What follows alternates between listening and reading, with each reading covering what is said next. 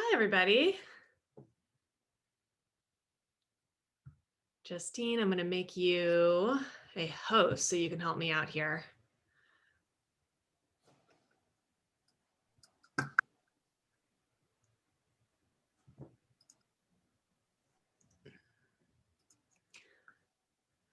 Hi, Sundarya and Alyssa. Hi. We'll just wait a few more minutes while more people get signed on. Get you guys a chat sidebar revved up. We're going to be using it a lot today. Anyone got any good tea? Anyone else actually wearing sweatpants? That was literally the instruction, so, you know. Leggings totally count, Justine. Anything with lots of spandex. Oh, and Justine, there's something where we can experiment with this later. If I make you host, then I have to forego my hosting. I don't know how that'll affect my presentation skills, so we'll debug it another time. I'll just admit people for this round. Hello, Adina. Hi, how are you? Great. Where's everybody from? If you go ahead and pop into the chat there and enter where you're coming from today. I'm in Portland, Oregon, where it is just rainy as can be, which is, you know, par for the course for this time of year. San Francisco, I had a client mention that it was kind of rainy there today too. Seattle, I know it's rainy there. Hopefully you guys are having a good quiet morning. New Jersey in the house. Amazing. Well, I hope you guys settle in a little bit. If you got, or if you were able to see the email that I sent out earlier this morning, the materials that we want to have ready for our activity today. If you've got Post-its or like a big piece of butcher paper or a whiteboard with a Sharpie, awesome. Like that'll just make it fun. It'll make it embodied. You know, you'll be kind of up moving around. Or just like a pen and paper, super low pressure. That's what I'm going to use. Hey, Ricky.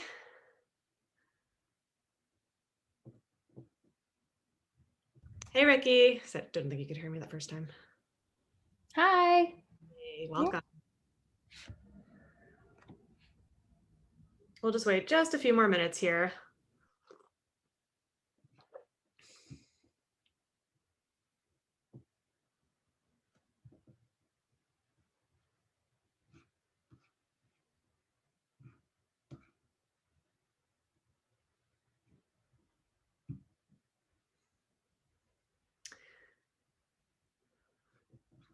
If you don't have your tea and your sweatpants yet, hook it up. You're going to need it for the rest of winter.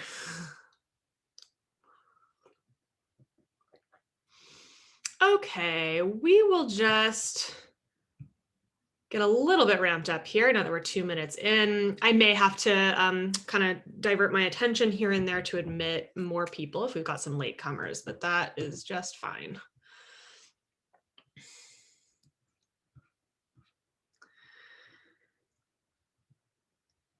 Yay, we've got a Missy in the house. All right, I'm gonna share my screen here. Amazing. And I hate being in presentation mode. I like being able to kind of like skip around all over the place. So that's what you guys can expect today. We'll have a pretty interactive session today. So if you haven't already, put in where you're from in the chat, in that chat sidebar. I'm really curious to hear where everyone's coming from. I know I'm pretty far north in latitude, so the days are exceedingly short. Fremont, Sacramento. Melissa, you're in Portland. I'm back in Portland. So we are co-residing in Portland right now. Dallas, I actually was born and raised in Fort Worth, not far from you, Julie. All right, here's our big flood of folks that we got coming in.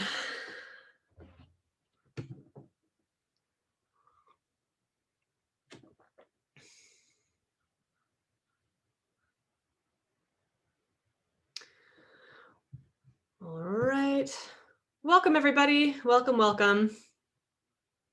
Welcome to Mapping Your Lifeline. If you haven't already, I'm really curious to hear where you're coming from. So go ahead and just pop your city in the chat and keep that chat open. We'll be using it a bunch over the next hour. I wanted to share a little bit about what prompted me to do this session at all and post about it. I have this ritual that I do whenever I feel a little bit self-critical, whenever I'm getting a little bit down on myself, or like my internal monologue is kind of, I don't know, just feeling a little bit down. I now know to have this spark, this realization that whenever I feel that way, there's basically a 100% chance that I am not alone in that feeling.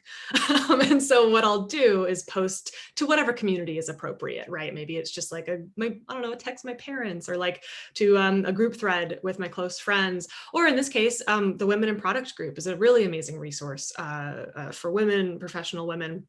And given the kind of career nature of this feeling that I had, I thought that maybe I would find some people who were going through something similar. And boy, I got a huge response. So I'm really glad you guys are all here. The way that I was feeling sucked. It was not awesome. I saw this giant influx of people posting all over social media, you know, the Instagram effect, right? Where you like see people posting and you're like, their life is perfect. What's wrong with me? We've all been there. And I was really inspired to get everyone together and go through a ritual that I like to do in wintering or during the winter period, right? Around winter solstice or just afterwards, that kind of prepares me for a period that's going to be a little bit slower, a little bit more regenerative, right? I have personally found it to be super stressful or a big strain that kind of feels unnatural to sit down and hammer out like this big vision for my life and, you know, all of these plans and get super creative and inspired, but like by my future, when really every cell in my body is kind of telling me pretty clearly to slow down. This is something that I've gotten better at listening to over the course of my career, especially as a coach. So I invite you guys to join me with this a little bit. I'm kind of curious. Put in the chat if you're feeling kind of open about it. Why are you here? Like maybe in 2 or 3 words. Enter into the chat. What is your version of this story? Maybe the 2 or 3 words would be like not enough, or not fast enough, or too slow. I don't know, like obviously speed was kind of like central to my experience. But I'm curious, what's the feeling that you're experiencing right now that inspired you to be here today? Go ahead and enter it into the chat. Wanting to pause and reevaluate the plans, that's awesome. Missy, you're saying not strategic enough is sort of the voice in your head. That's a big one, especially when we're in leadership roles. Being strategic is a huge pressure. Alyssa's feeling low energy, low motivation, feeling behind and misaligned, reactive rather than proactive, and not productive enough. These are big things in our culture, especially the productivity bit, that we have to just deal with, right? This constant pressure to be productive. Low energy, no interest in anything. Why are you hustling so much? As a fellow entrepreneur, like that is definitely something that I struggle with too. Where to start? So I'm tapping into this feeling of slight, almost like dissatisfaction, maybe dissatisfaction with yourself, with your progress, but also a very clear, how do I want to kind of paraphrase what you guys are saying? There's the compare and despair, right? You're comparing yourself to others. Marina sort of mentioned not being caught up, right? We'll talk about that a lot. But also there's sort of this, in spite of, you know, seeing where you want to be, right? Seeing that you want to be more strategic, that you want to maybe put more effort in, there's something that's holding you back, right? There's something that's actually maybe, I mean, again, sometimes this feeling can be self-sabotage. Sometimes it's you holding yourself back. But what I find, especially during this season, is that it's actually my body telling me in no uncertain terms that now is the time to be slow, to be still. And when you look out in nature, it's incredibly clear. literally every tree that I'm looking at outside my window right now has dropped all of its pretty leaves and is underground investing in a root system because there's literally not enough light right now to support something that's bright and green and lush and showy. Right? This is something that we see in nature that pretty much every organism honors in its own cycle. And yet, here we are. I'll just kind of like skip to the cause of this. Our culture, all of these kind of hegemonic forces that are at play, do not honor seasonality at all. It doesn't honor seasonality with the year. It doesn't honor seasonality with, I don't know, your natural ebb and flow of motivation. It doesn't honor my monthly cycles in terms of like, my menstrual cycles, anything like that, right? My moods are totally labile, and moods come and go, right? Motivation comes and goes. But the shame that we've been taught to feel about this across the board is really profound. It takes actual effort to see that for what it is and do the work to release it. So that's kind of what we're going to get into today. My goal for you guys today, I want you walking out of this session with a little bit more confidence, right? The confidence that comes from feeling like whatever it is that you're doing right now, you're doing it on purpose. You've thought it through, and whether or not it's some big showy action plan for your goals or just something that you've decided you're going to invest in for this wintering period, that is going to give you the confidence that you need, the certainty, the clarity. And that's really all confidence is, really. We're going to meet you wherever it is that you are. We're going to, rather than trying to drag yourself to some other mental state or convince yourself, talk yourself into being more motivated or more strategic or more anything.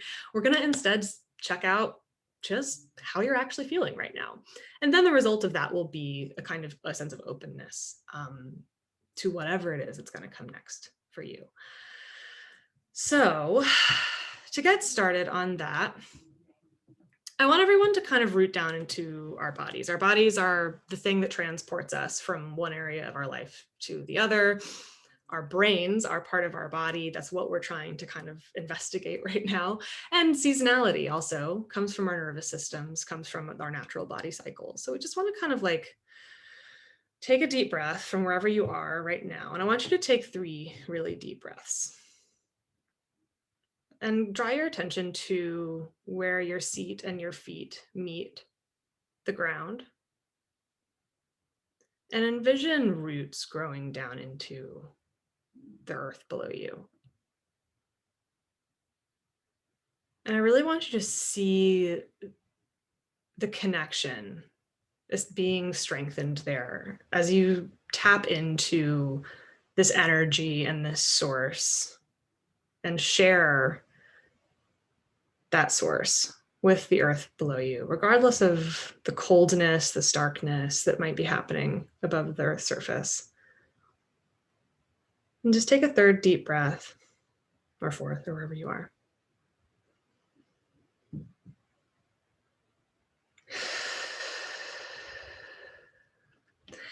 And I want to share with you guys an excerpt from a book that really inspired sort of some of the structure of this workshop by Catherine May called Wintering: The Power of Rest and Retreat in Difficult Times, which I think we can agree these are unusually difficult times. To some degree, all of COVID has been one long winter, right? And there was an excerpt that it really inspired me. People admired me for how much I got done. I lapped it up, but felt secretly that I was only trying to keep pace with everyone else, and they seemed to be coping far better. After all, I had colleagues who regularly replied to emails after midnight, long after I was asleep. In actual fact, I was ashamed. I would have thought that I, so very wise, would never succumb to work addiction, but here I am, having worked so hard and for so long that I've made myself sick. And worst of all, I've nearly forgotten how to rest. I'm tired inevitably, but more than that, I'm hollowed out. I'm tetchy and irritable, constantly feeling like prey, believing that everything is urgent and that I can never do enough. Can anyone relate to any of that? Sound kind of familiar, right? So stillness and reflection is sort of the name of the game today. And The idea being that if we can root down into where we are and take a moment of stillness and or rest, we'll be able to kind of dial in what it is we actually need to be doing right now. Assuming that we're not just reacting to this pressure to always be productive, always, I don't know, create value, whatever it is that this kind of, capitalist society has tricked us into believing is the most important thing, and ask and try to get a real answer from ourselves about what it is that we really need. So the process we're about to go through, we're going to take a look at where we've been, as opposed to the kind of constant pressure to like plan where we're going, right? Which is kind of the thing that's feeling a little bit out of alignment right now. We're going to create a timeline that will give you a sense of appreciation for where you've been and the depth and richness of your experience that you have in terms of wisdom to draw from. You're going to narrate some of the lessons from all of these experiences you've had. We're going to create a ritual for your wintering period, whatever that means to you. And then we're going to actually get a little bit decisive about what's going to come next, right? What are you preparing for during this wintering period? Every tree is putting its roots down to get more nutrients to draw up once there's enough light to burst forth into leaves once again, right? That is the purpose of its wintering period. You have a purpose too. So grab your pen or paper, or your, if you've got Post-it notes. I want you guys to do a quick rundown, not going too much into detail right now, just for the sake of time. I want you to visualize your life on a timeline. So basically start by drawing this timeline, either on your whiteboard or your big piece of paper or your little notebook.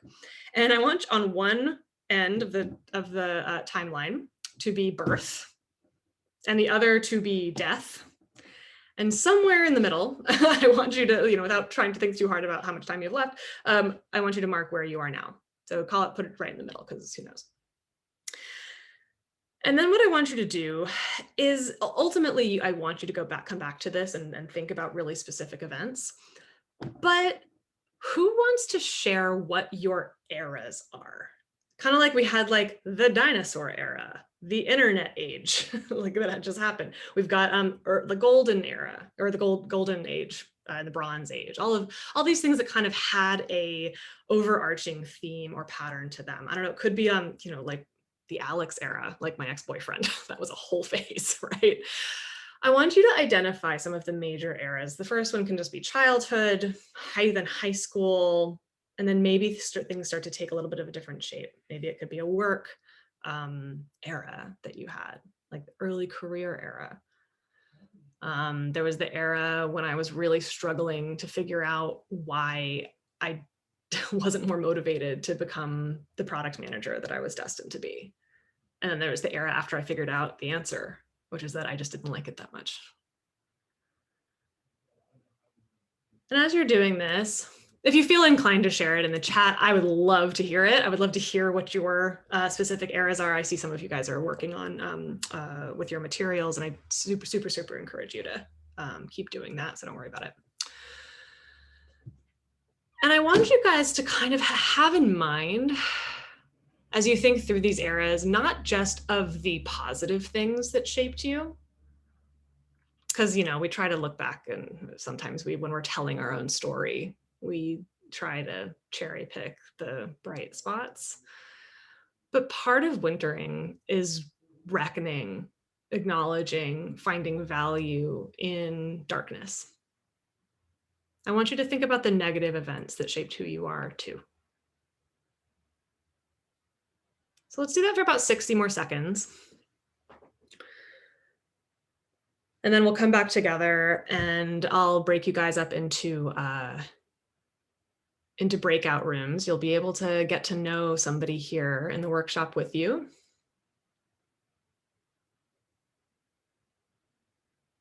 And I'll have a series of prompts for you guys. So don't worry, you won't be just like off on your own. The way the breakout sessions, breakout sort of functionality works here, I'll pair you up, you'll go off into your own room, and I'll be able to message you prompts at regular intervals. And what I'll cue you to answer each question and discuss it amongst yourselves.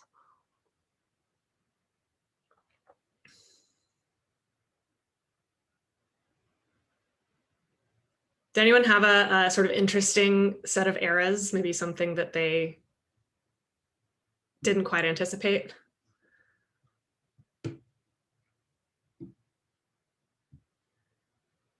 I can't see all of you at once, unfortunately, so put it in the chat if so.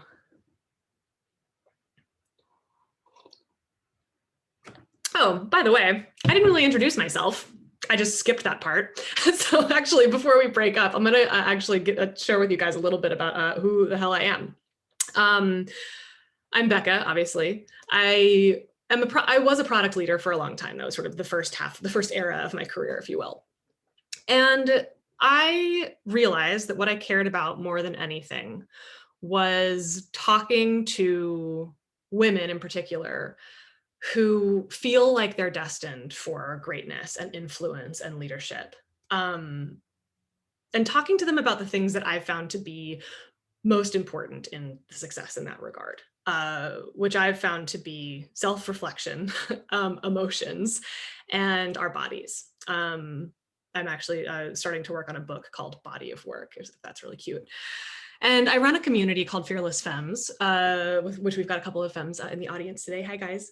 And this is a group of super powered women who are joining me on this mission, or we have joined one another on a mission to influence work culture for the better.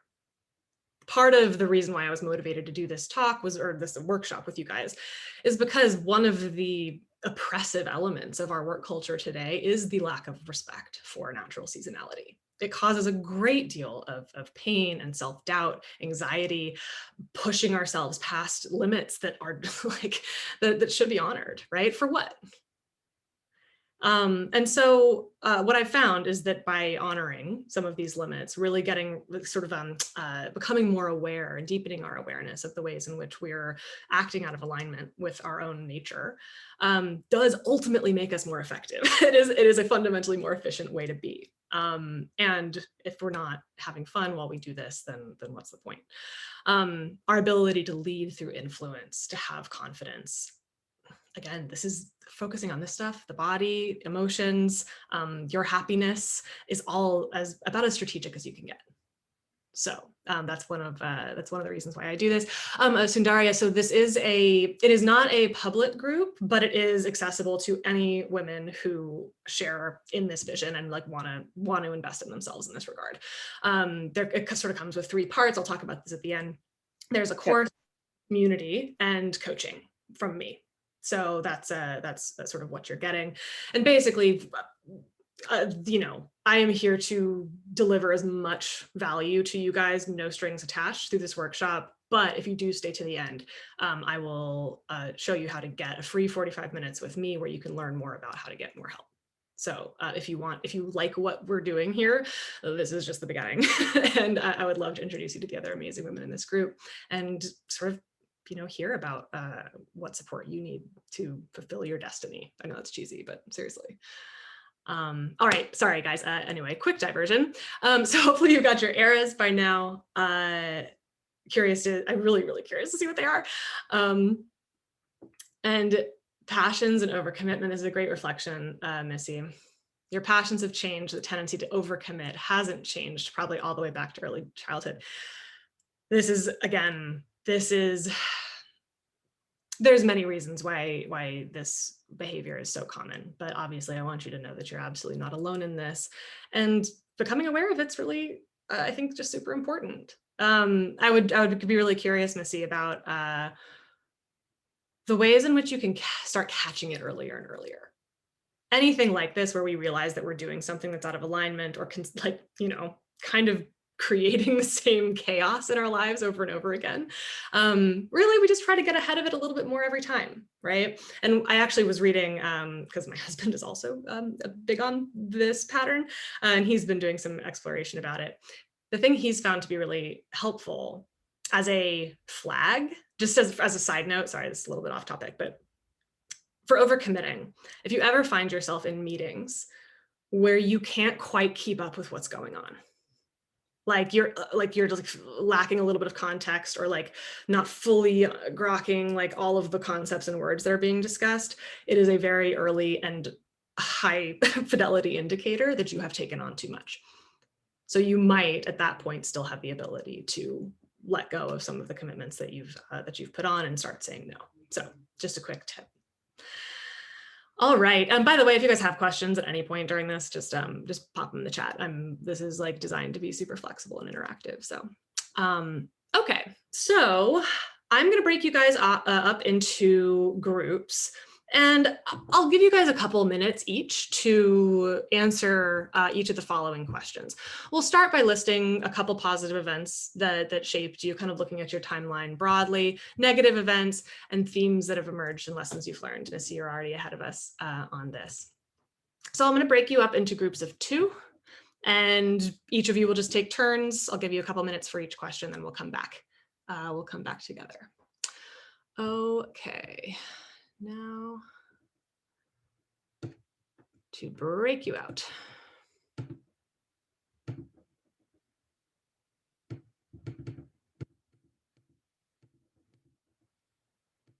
And one of you will be a group of 3.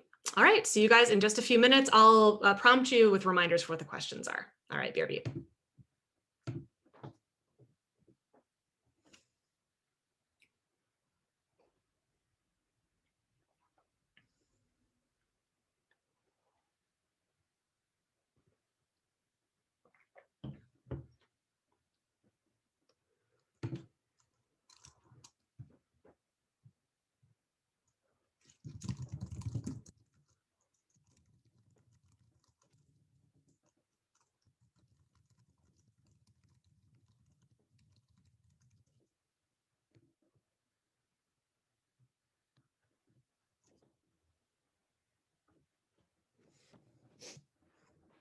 Hey Siri, set a timer for 2.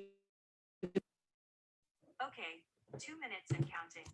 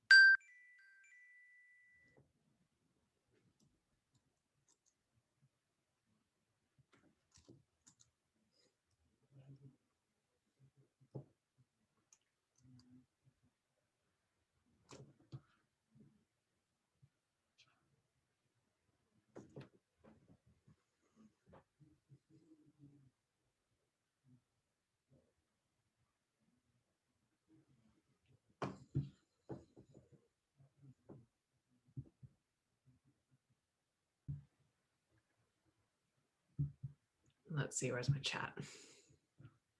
Missy had already shared about overcommitment. And it's an interesting one, overcommitment. I'm curious, Missy, what benefits does overcommitment give you? Because there are some. It's not a rhetorical question. I think that it's always trying to feel confident in a situation. So Mhm. usually the overcommitment is something, it started off as something I'm passionate about. And then it's like an obsession to try to learn more, Mhm. usually stemming from a place of like imposter syndrome, Mhm. where it's like, until I become, I was just sharing this in the group where it's like, until I become Encyclopedia Britannica or Wikipedia, whatever current and I literally know all the world's information, I won't be confident. And so I feel like where I take on extra work is usually to like study up, become better. Like it always starts off with good intent, but then it quickly like consumes too much of my time. Yeah, totally. So again, it's like the recognizing, and again, this is part of my wintering ritual that I'm kind of getting at with you guys. These behaviors that we do, even if they wear us out, they're not stupid or wrong or bad.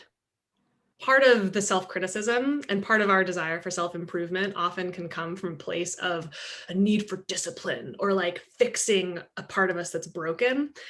But what I invite you guys to do during this wintering period, starting right now, is acknowledging the ways in which how you operate actually is super smart. Overcommitting gets you faster, at least in the short term, to a place of feeling confidence through competence, is kind of what I'll call it, right? That's a very real thing. That's fucking smart. That's my one F-bomb that I'm allowed for this workshop. It's super smart, actually. Ricky, you mentioned under committing and procrastinating out of fear. That is 100% me. I was so convinced I was a B+ human, and no matter what I did, I would be a B+ human and get a B+ results. Like, why even bother putting effort in? That was my thing. And you know what? Failure sucks. Avoiding it is smart. Chew on that, right?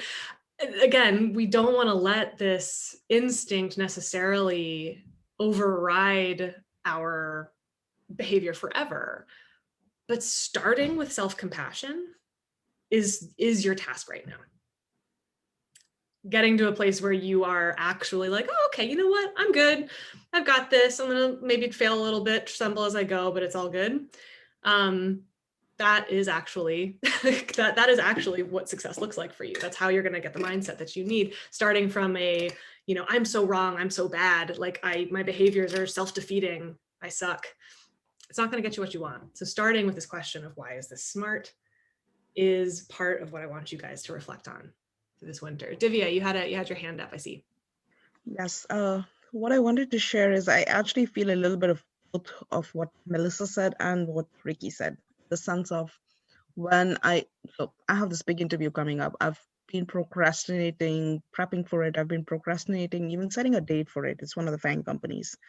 Um, I've procrastinated it for 6 months, just because I feel like I am, of course, the whole feeling of failure, right? But having said that, I purposely then go ahead and try to fill it with other things and really, really make myself busy so that I have an excuse to give to myself saying that, oh, I'm so busy, I just didn't have the time to prep for this.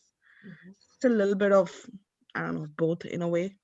Yeah, definitely. You're filling your calendar so that you can point to logic, reasons why Yeah. you weren't prepared. But in reality, what it is actually procrastination. Yeah, of course. And again, procrastination is avoiding doing something that you're afraid of or don't want to do. It's avoiding an unpleasant feeling, an uncomfortable feeling.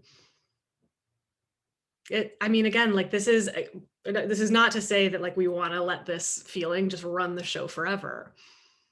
But does that make sense, Divya, about kind of like why, like I'll sort of pose this question, for you specifically, like why is procrastinating smart for you? How is it adaptive for you?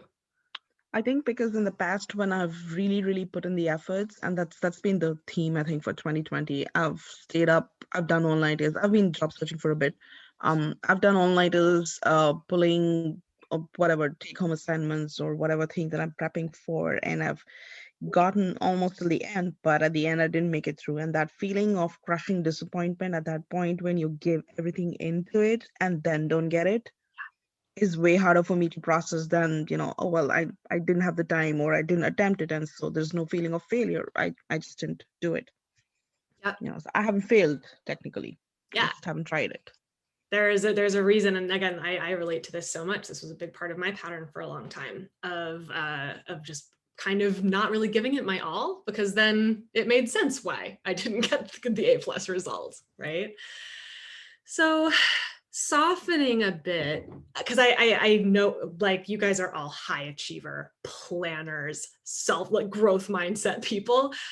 I am like doing what we're engaging in right now is one of the most radical things that we can do in our culture, and probably one of the most radical things that you can do as individuals given your wiring, which is starting from a place of self-compassion and understanding of this part of you that is so afraid that it's willing to sabotage you and sabotage your efforts to stay safe, right? And I'm not even going to let us go into fixing it or strategies to do something different or how to bypass it. I want to just sit with how tender and devoted to your safety this part of you is, and just acknowledging it. This is part of creating space, really softening around these instincts that you guys have. And some of these lessons are so amazing, right? Like there was one about who said, I'm just scrolling through here, about learning how to trust your own instincts, right? That is an epic learning to have. It is one of the lessons that you'll probably learn over and over again throughout the course of your lives, and probably one of the most valuable ones. These experiences that you've got, that you guys have sort of listed in these eras or epochs of your life, are just absolutely chock full of wisdom. And when we're talking about growing roots down, maybe growing roots backwards, whatever you want to kind of visualize it, as sort of tunneling into the wealth of wisdom of your own experience that you've got, as a way to draw wisdom, the nutrients of your past and your experience, into whatever it is that we'll kind of like open our awareness to in terms of the future and what comes next. That is wintering, right? That is the tree analogy, just keeps coming back to me. I want you guys to root into these lessons, to really go into detail, fill out this lifeline, this sort of timeline being your lifeline. And I want you guys to really fill it out after we're done today. I want you guys to come up with every event, like think about things you maybe haven't thought of in a while, and keep drawing these themes. Because when you're going into job interviews, because again, like cool, we're wintering, still need to find a job, right? There's practical aspects to this that we kind of need to balance. There's always going to be tension in that. But the trick here is not if you're subscribing to the wintering concept, is not necessarily to force yourself into some like premature growth or accelerated growth at a time where that's not natural for you, it's not your rhythm. Instead, you're going to draw this from this deep confidence, this deep assurance that you've got so much experience already to bring to your next role, to bring to, I don't know, the thing that scares you next, right? So again, just kind of like feeling into this a little bit. Is everyone following me? We've got like 13 minutes left, so I'll probably start to pick up the pace a little bit. Any questions? If you do, just raise your hand or just comment. And yeah, Kavyashri, the negative experiences being more of a catalyst for change than positive ones. This is why it's so important to reflect on them. I think I read a quote somewhere the other day that said, good decisions come from experience comes from bad decisions. And I really liked that. So yes, this is part of living a rich and deep and full life. Okay, so I want to tap into some of this energy now that we've got and again, I want you to like feel again with the body, like these roots in the ground, these roots in the seats, roots kind of like into your mind's wisdom, the world's wisdom for all the experiences you've had. And drawing nutrients from that, drawing energy from that. I want to pump this up a bit. I want you guys to think about a time where you felt in flow. Think about, it could be during some of these events. And I just want you to circle some of these events or add new ones if they're coming to you. But I want you guys to really think about, feel this, maybe if you're able to drop into maybe the body that you were in when you were in flow. Take just a moment to think of just one event, and you'll go back and think of more when we're done. And I'm curious, and you guys can enter in the chat or just pipe up, to turn your, unmute your mic. What was it in that moment that made it energized and effortless for you? Thinking tactically, right, about the conditions that you created in that time or during that time. Maybe they're created for you, but it wasn't an accident. What was it that made it energized and effortless for you? For me, it was not having a boss. I really am like the worst employee. Like entrepreneurship was almost a foregone conclusion for me. Not having a boss, feeling like I didn't have to check in with somebody or be held accountable in sort of a way that maybe I was in the mood, maybe I wasn't.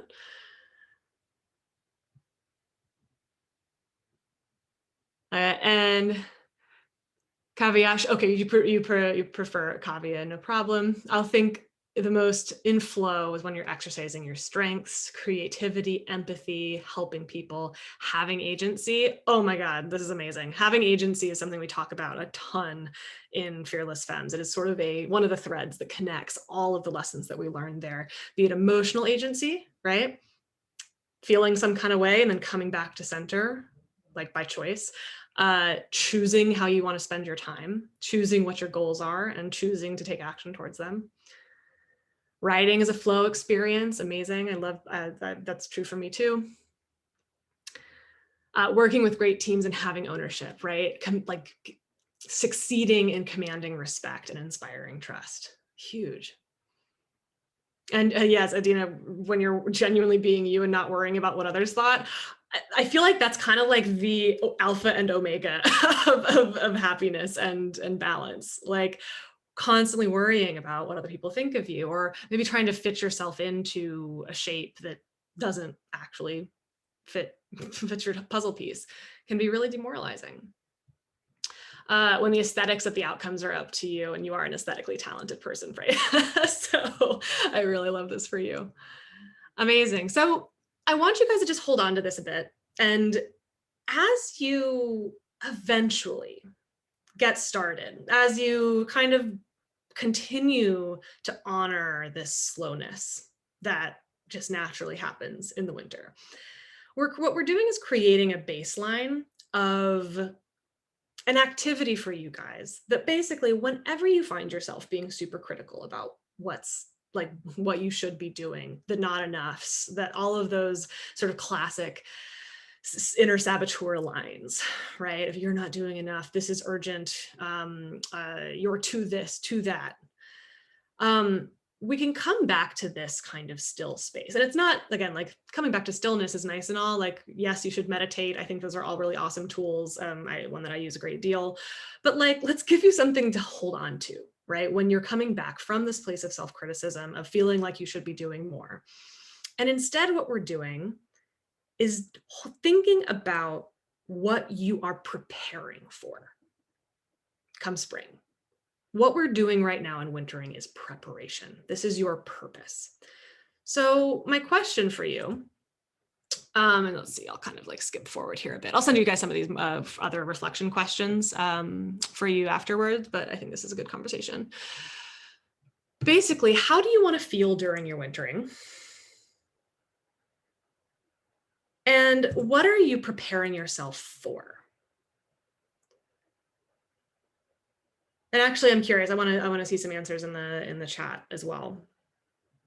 If a tree is preparing itself for leafing, right? You can be preparing yourself for a flow, whatever that looks like for you, come spring, right? How are you cultivating some of these conditions that you've identified for yourself as being supportive of flow?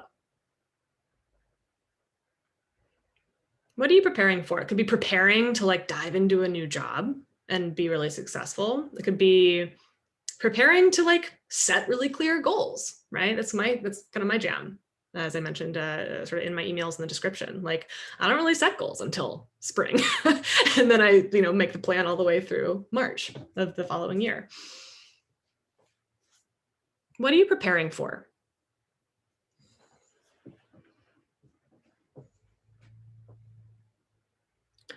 Ricky's preparing to dive in to learn a bunch of new skills.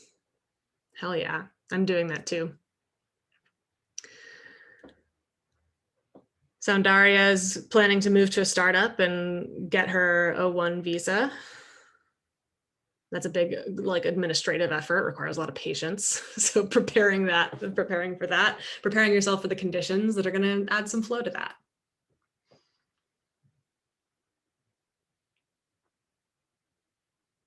Oh yeah. Oh, Missy. I mean, you just literally summed up the whole philosophy. It's the idea of go slow now to go fast later. That is, I mean, the alternative being what? Go fast now to like sputter out and burn out later. This sounds like a better plan to me. Just saying. And yet, because of the pressure, because of the culture that we've been raised in, very, this is our default is to go for it until we do burn out, lest we be considered unproductive, right? There's a certain mindset that it's not just about changing your mindset. It's about acknowledging the culture and societal conditions that exist right now that have created this chaos for us, that cause us to create chaos for ourselves. And we're going to continue to create chaos. Winter is just a time to slow it all down and acknowledging what we're preparing for. Slowness is an investment. It is strategic. That's the main message I kind of want you guys to take away from this. The pandemic propelled you to be better to the spiritual and health pillars of life. Absolutely. It's like very few things bring that closer to home than what we've all just experienced. So given that you're preparing yourself for this period, this wintering period is about you taking all the nutrients you need into this preparation process, what is a ritual you're going to adopt that will keep you reminded of this purpose that you're preparing for? And this could be a couple, like I'll kind of like signal some or I'll seed some ideas. I've been doing a little bit of ancestral investigation, right? I have come from a Nordic lineage. Oh man, Nordic people love winter rituals. And it's been really cool kind of getting back to my own ancestry and learning more about how my ancestors honored this time and taking some cues from that. Maybe your small ritual is getting out into nature. Maybe it's meditating. Maybe it's a new form of breath work. Maybe it's a tea ritual. Oh yeah, and Kavya, short, what I just said about slowness. This period of slowness, you are doing on purpose as an investment in what comes next for you.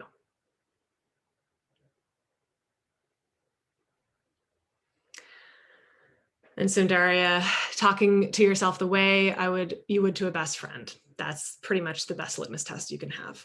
Most of us talk to ourselves in a way we would never talk to a friend. And just catching yourself and switching gears is all we can do.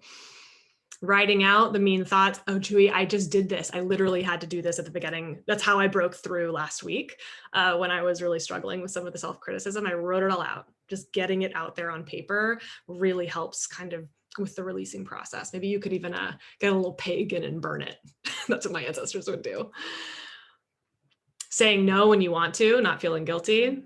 Oh man, just speaking as a person from the other side of just deciding that I wanted a life where I could do whatever the fuck I wanted, like it is awesome. I highly recommend that you don't do things you don't feel like doing. Obviously that comes with limitations. We have commitments to others and, we design all of that in, but when you can, really saying no when it's authentic to you. Tea ritual, oh man, it's just it's the best. And I'm trying to replace alcohol with tea. One of the things about wintering is that we have this hunger, this wanting, right? That's also a natural part of this process. And being really mindful of our compulsive wantings during this time is also going to be part of the challenge. These rituals are going to be part of what gets us through. Because as we've learned from this very long winter of COVID, all the baking and soup making is really just not going to actually support us when it gets really dark and really lean and really lonely, right? We've got to come back to these rituals and that kind of like allow for the darkness rather than fighting against it or trying to numb it. And it's not comfortable. It wasn't meant to be comfortable. Winter never was. And yeah, but going back to what you loved as a kid, I think is an amazing way to return to your roots. So we're running out of time here. One of the things that I like to do in Fearless Femmes is actually in the context of goal setting, right? When we do go really deep on setting big, audacious goals based on our vision for our lives. I have folks ask themselves what kind of archetype they need to embody to be the person who executes on these goals, right? So I'll send you guys this graphic so that you can kind of think about what archetype you want to be embodying right now, so that when you do come back to yourself, when you're being the slow version of yourself, maybe you want to be the archetype of a bridge, like going from one place to the next. This is just what you're doing, or a tunnel, even if you're underground. That's a really great archetype. Something sturdy, solid, smooth, and inherently in between, right? I love that archetype. You could be the huntress, right? Going and, getting those provider instincts. Something that's really going to ground you in how you want to feel during this winter period. Like a bridge probably feels pretty stable. A huntress probably feels really powerful and, and alert. What do you need to be channeling? So I'll leave you guys, or I'll send this out to you guys so that you can kind of think about what archetype you can either pick from this or totally make one up yourself. But it's just something, a character that maybe you want to subscribe to for this wintering phase can be really grounding and centering. And I want to just end with one quote, but also from the Wintering book by Catherine May. It's really amazing. Winter is an open invitation to transition into a more sustainable life and wrest back control over the chaos you've created. It's a moment where you have to step into solitude and contemplation. It's a moment to walk away from old alliances, to let the strings of some friendships fall loose, if only for a little while. Baking and soup making won't sustain you forever. It will get worse than this, darker, leaner, lonelier. I want to lay down a bed of straw beneath me to cushion me. I want to make everything ready. That's what this wintering period is for. That's what preparing for it is for, all to bring about whatever comes next. So I wish you guys peace during this period of stillness. I wish you guys great reflection. Hopefully this was really helpful. I'll send out a recording to the whole group. And if I promise, by the way, that if you wanted to get more, if you were interested in getting more help along these lines, and eventually really supercharging yourself to set those kinds of goals that you're gonna set. It's your destiny. I want you guys, if you're really serious about getting support on this from a community and from a coach, I want you guys to sign up for a free 45 minutes.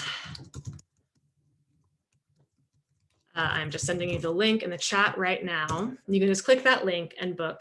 And we can talk about whether or not the Fearless Femmes community is part of your strategy. And if not, then what is? Because I can guarantee you feeling increasingly depressed and anxious, feeling alone is just never strategic. So I really hope you'll reach out. And I am excited to talk to everybody and get to know you and hear about your goals and your story. All right, guys, lots of love. I will send out this recording and message me anytime. I'm here. Have a wonderful winter, guys. Oops, it's not a link. Okay. Maybe you can copy and paste it, but I'll send it out in the email as well, if that's not working for you guys.